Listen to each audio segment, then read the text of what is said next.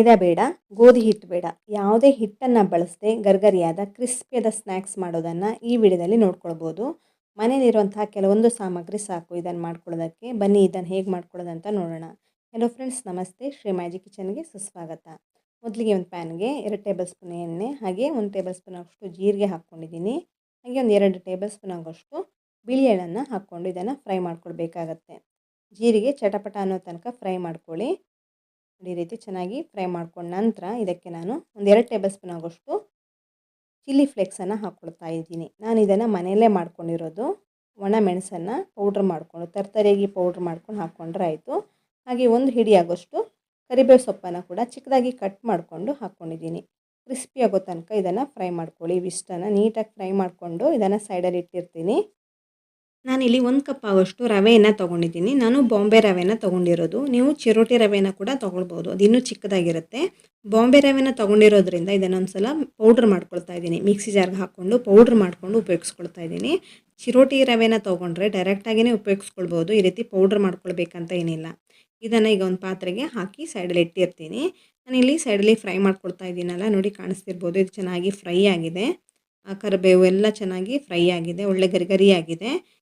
ಇದಕ್ಕೀಗ ನಾನು ನೀರನ್ನು ಸೇರಿಸ್ಕೊಳ್ತಾ ಇದ್ದೀನಿ. ನಾನು 1 ಕಪ್ ರವೆ ತೊಗೊಂಡಿರೋದ್ರಿಂದ ಸುಮಾರು ಅರ್ಧ ಕಪ್ ಆಗೋಷ್ಟು ನೀರನ್ನು ಹಾಕ್ಕೊಳ್ತಾ ಇದ್ದೀನಿ. ಹಾಗೆ ರುಚಿಗೆ ತಕ್ಕಷ್ಟು ಉಪ್ಪನ್ನು ಕೂಡ ಹಾಕ್ಕೊಳ್ತಾ ಇದ್ದೀನಿ. ಸುಮಾರು 1 ಟೇಬಲ್ ಸ್ಪೂನ್ ಆಗೋಷ್ಟು ಉಪ್ಪನ್ನು ಸೇರಿಸ್ಕೊಂಡು ಇದನ್ನು ಚೆನ್ನಾಗಿ ಕುದಿಯೋದಕ್ಕೆ ಇಟ್ಕೊಳ್ತಾ ಇದ್ದೀನಿ. ನೀರು ಚೆನ್ನಾಗಿ ಕುದಿಬೇಕು. ನೋಡಿ, ಇದೀಗ ಚೆನ್ನಾಗಿ ಕುದೀತಾ ಇದೆ. ಚೆನ್ನಾಗಿ ಕುದ್ದ ನಂತರ ಇದನ್ನು ಉಪಯೋಗಿಸ್ಕೊಳ್ಬೋದು. ತಣ್ಣಗಿರುವಾಗ ಹಾಕ್ಕೊಳ್ಳೋದಕ್ಕೆ ಹೋಗಬೇಡಿ ರವೆಯನ್ನು.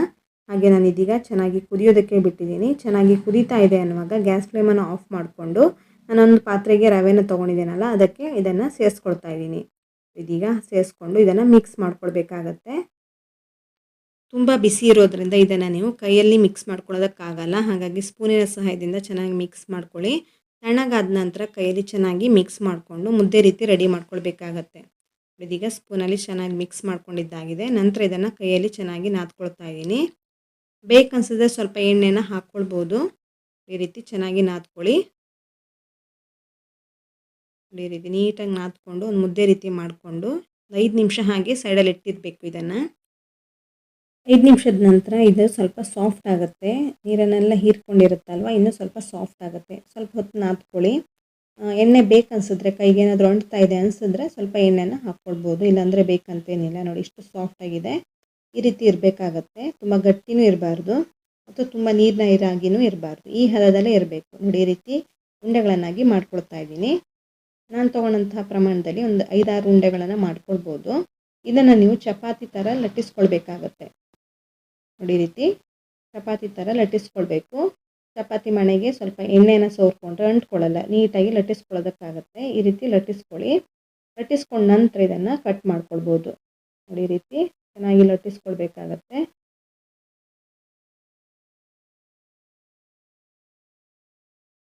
ತುಂಬ ತೆಳ್ಳಗೆ ಲಟ್ಟಿಸ್ಕೊಳ್ಳೋದಕ್ಕೆ ಹೋಗಬೇಡಿ ಅಥವಾ ತುಂಬ ದಪ್ಪನೆಯೂ ಬೇಡ, ಮೀಡಿಯಮ್ ಆಗಿ ಈ ರೀತಿ ಲಟ್ಟಿಸ್ಕೊಂಡ್ರೆ ಆಯಿತು.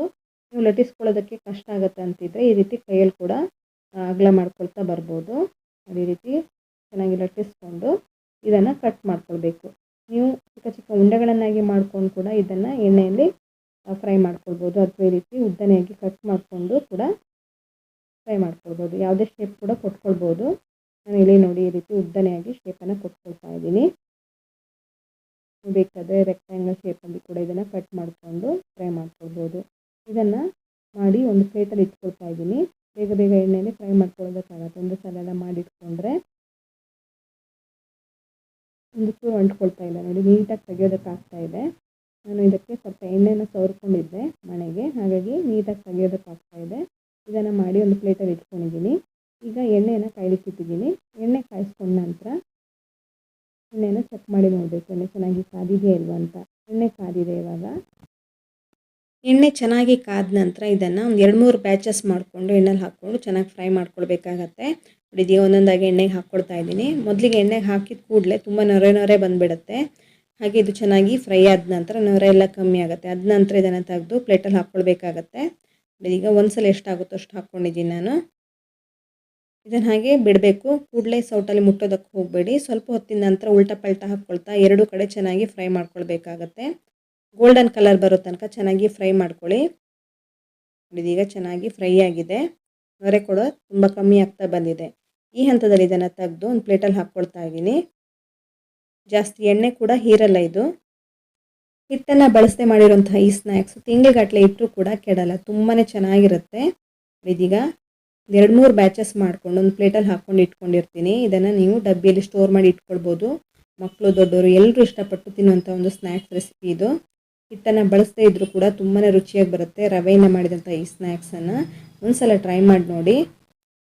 2-3 ಬ್ಯಾಚಸ್ ಮಾಡಿಕೊಂಡು ಎಣ್ಣೆಯಲ್ಲಿ ಕರೆದಿದ್ದನ್ನು ಒಂದು ಪ್ಲೇಟಲ್ಲಿ ಹಾಕ್ಕೊಳ್ತಾ ಇದ್ದೀನಿ. ನೋಡಿದೀಗ ಇದೇ ಎಣ್ಣೆಗೆ ಇನ್ನೊಂದು ಬ್ಯಾಚಲ್ಲಿ ಹಾಕ್ಕೊಳ್ತಾ ಇದ್ದೀನಿ.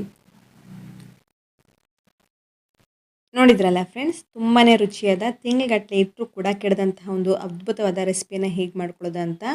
ಇದನ್ನೊಂದ್ಸಲ ಟ್ರೈ ಮಾಡಿ ಹೇಗೆ ಬಂತು ಅಂತ ಕಮೆಂಟ್ ಸೆಕ್ಷನಲ್ಲಿ ತಪ್ಪದೆ ಕಮೆಂಟ್ ಮಾಡಿ. ಹಾಗೆ ಈ ರೆಸಿಪಿನ ನಿಮ್ಮ ಫ್ರೆಂಡ್ಸ್ ಹಾಗೂ ಫ್ಯಾಮಿಲಿ ಮೆಂಬರ್ಸೊಂದಿಗೆ ಶೇರ್ ಮಾಡೋದಕ್ಕಂತೂ ಮರಿಲೇಬೇಡಿ. ನೀವು ಈ ವಿಡಿಯೋವನ್ನು ಫೇಸ್ಬುಕ್ಕಿಂದ ನೋಡ್ತಾ ಇದ್ದರೆ ತಪ್ಪದೆ ಫಾಲೋ ಮಾಡ್ಕೊಳ್ಳಿ. ಹಾಗೆ ಯೂಟ್ಯೂಬಿಂದ ನೋಡ್ತಾ ಇದ್ದರೆ ಸಬ್ಸ್ಕ್ರೈಬ್ ಮಾಡ್ಕೊಳ್ಳಿ. ಹಾಗೆ ಲೈಕ್ ಮಾಡಿ, ಶೇರ್ ಮಾಡಿ, ಕಮೆಂಟ್ ಮಾಡೋದಕ್ಕಂತೂ ಮರಿಲೇಬೇಡಿ. ಇನ್ನಷ್ಟು ಹೊಸ ರೀತಿಯ ಅದ್ಭುತವಾದ ರೆಸಿಪಿಗಳೊಂದಿಗೆ ಸಿಗೋಣ. ಧನ್ಯವಾದ.